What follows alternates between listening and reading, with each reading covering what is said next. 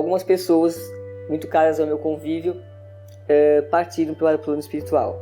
Primeiro, o meu segundo filho, depois, uns 4 anos e meio depois, minha mãe, e uns 5 anos depois, meu marido. Depois da perda do meu filho, eu tive um problema de depressão. Depois eu tive síndrome do pânico e depois eu tive toque. A Rádio Boa Nova e a TV Muito Maior, elas são aquela companhia da qual você precisa e que te leva para a frente e te põe para cima nos momentos em que você procura respostas.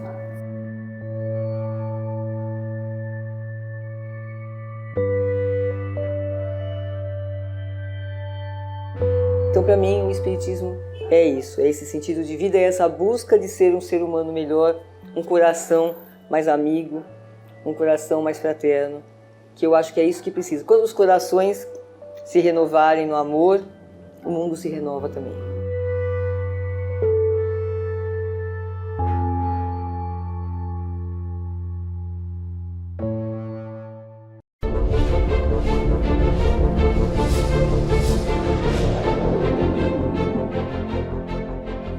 Estamos de volta com a segunda e última parte do nosso programa sobre interpretação. Lembrando a você que envie suas mensagens no Facebook Abrindo a Bíblia, que você vai encontrar lá o nosso ambiente para você mandar suas mensagens, suas dúvidas, para nós juntos estudarmos aqui com você. Você já viu aquelas colchas de retalho que as mulheres fazem para cobrir a cama, que ela é feita de retalhos pequenos, de cores diferentes, e ela vai juntando os retalhinhos todinho, e depois a coxa fica bonita, cobrindo toda a cama, mas você vê que a coxa é formada de pequenos retalhos. A interpretação da Bíblia também é assim. Você vai juntando as peças da história, do idioma, do conhecimento, da evolução espiritual, da teologia, e aí você vai juntando essas peças, e você se lembre que essas peças da coxa de retalho, na Torá, representam mais de 3.500 anos de acontecimentos, e revelações e história em torno da mensagem recebida por Moisés. E aí você não pode fugir de uma pergunta: como encontrar essas peças e como montar essas peças? Aí você precisa realmente conhecer o idioma e traduzir, e eu faço como uma espécie de símbolo, que o estudo da Bíblia. A Bíblia é um grande iceberg. Imagina aquele iceberg imenso que só tem uma porção externa. O restante, o maior, está debaixo da água. O que você vê é o texto que você lê. Agora, o significado, a mensagem está submersa, está oculta. Os rabinos falam, os intérpretes da Torá e de outros, que interpretar a Bíblia no primeiro e no segundo nível, ou seja, naquele livro simples, literal e remês das entrelinhas, é semelhante ao agricultor que planta o trigo, colhe a palha e joga o grão fora. Então, tudo se perde se você não sabe buscar o verdadeiro significado do texto, logicamente partindo do idioma original. Então, quando eu faço uma analogia, foi escrito em hebraico, traduzi isso para o grego na 70, depois para o francês, espanhol, inglês, português, eu fico perguntando o que é que chegou para nós em tantas passagens. O latim de São Jerônimo, né? Então você tem hebraico, grego, latim, francês, inglês, espanhol, português. Essa é a sequência para até chegar às nossas mãos. E a gente fica perguntando a você, será que nós recebemos realmente aquilo que era o que nós queríamos ou entendemos? Eu tenho aqui eu estou com a Torá aberta aqui. Nós estamos aqui com a primeira linha do Gênesis de Moisés, falando que essa linha está escrita Bereshit bara Elohim et hashamayim ve'et haaretz. Se você pegar essa primeira palavrinha, só a primeira, Bereshit, que está aqui, Bob, na ponta do meu dedo. Não sei se dá para você, não tá? Se você pegar essa palavra e traduzir como no princípio, você pode ter perdido muitos significados. Quando você traduz por Bereshit. Porque só essa palavra ela tem uma série de desdobramentos. Inclusive, o mais interessante que eu acho, que Bereshit bara, a segunda palavra, que é criar, que pode ser barô, criava, que eu acho mais lógico, no princípio, quando criava Deus as águas e a terra, porque Deus continua criando, nós continuamos co-criadores com Ele. Ele começou a criar e por isso que Ele formou o homem para ser colaborador, co-criador com Ele desse planeta, zelar por Ele. Infelizmente a gente não está correspondendo a isso. Mas é outra questão. Voltando aqui.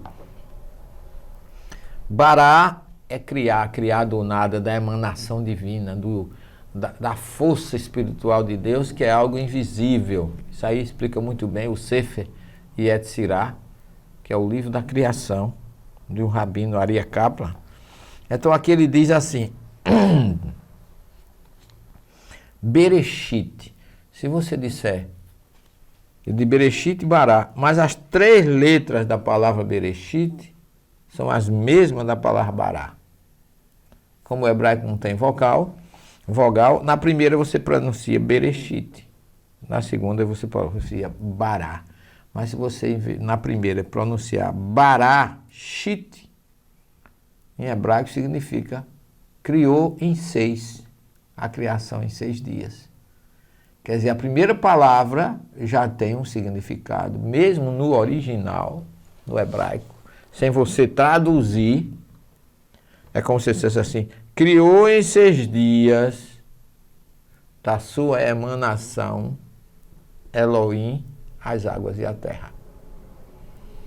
Tá certo? Como você pode dizer assim também, Bereshit, no princípio, alguém criou, Elohim que criou os céus e a terra. Então, é complicado para você chegar e fechar a questão. É como se existisse uma criação que criou Elohim que criou a terra. E não é o céu, as águas. A primeira criação é Shamayim, que traduz como céu, é cheio d'água. Então isso aqui, meu querido, eu estou só lhe dando uma ideia de como é difícil. Você que tem sua Bíblia traduzida em português, dizer aqui está a palavra de Deus. Essa expressão palavra de Deus é uma expressão judaica muito marcante. Mas ela tem um significado não de palavra falada, Deus não fala, mas de mensagem através dos homens, que foram os profetas, que eram, na verdade, os médios daquela época. Então, Bereshit, nessa palavra ainda está escrito Esh, que é fogo, Ish, que é homem, Beit, que é casa. Então, você observa que você tem Rosh, que é o Resh, o Aleph e o Shin. Rosh é cabeça, comando. Então nessa palavra está uma direção, um domínio, um comando do universo, que é a casa do homem, que formou aliança com Deus através do fogo. Dá para você ficar meio piradão se você começar a aprofundar muito nisso. Eu chego em Israel e eu vou lá para o templo, vou para a tumba de Davi, vou visitar a tumba de Raquel na entrada de Belém. Em todos esses locais, visitar o muro ocidental, em Jerusalém, onde era o templo.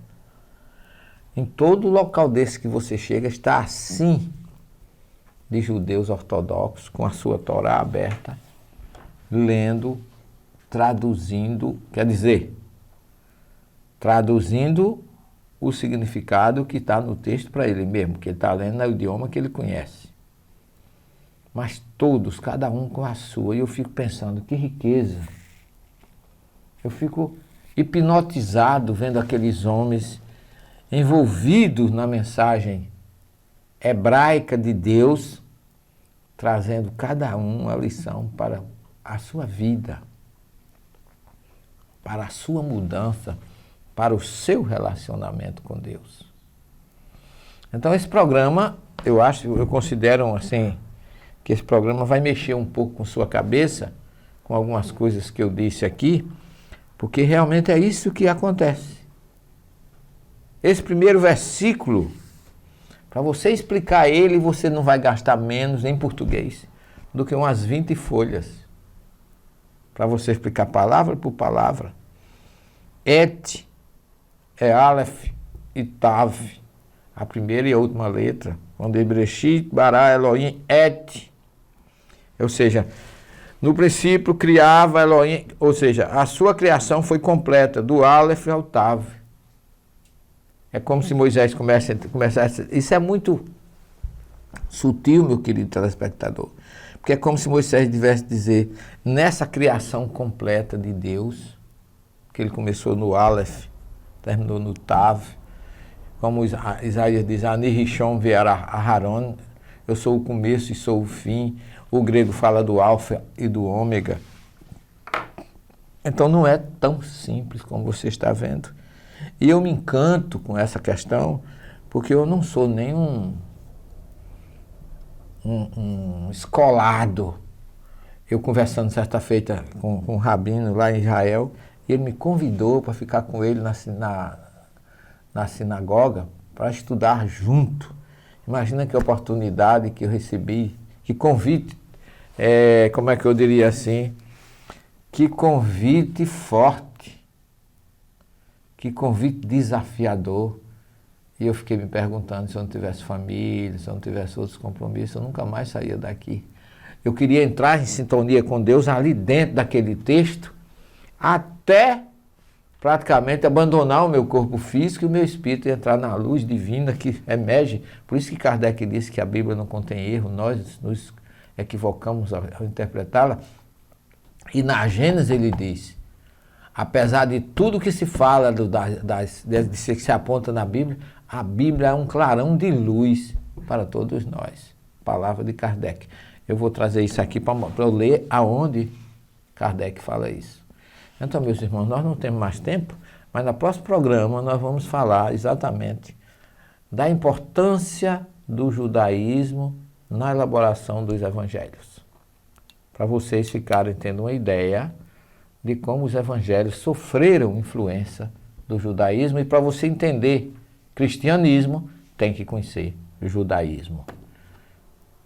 Fique com Jesus até o próximo programa, se ele assim o permitir.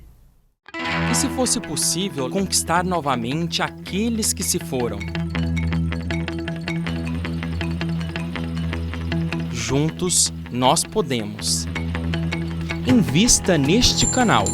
Invista em um mundo melhor.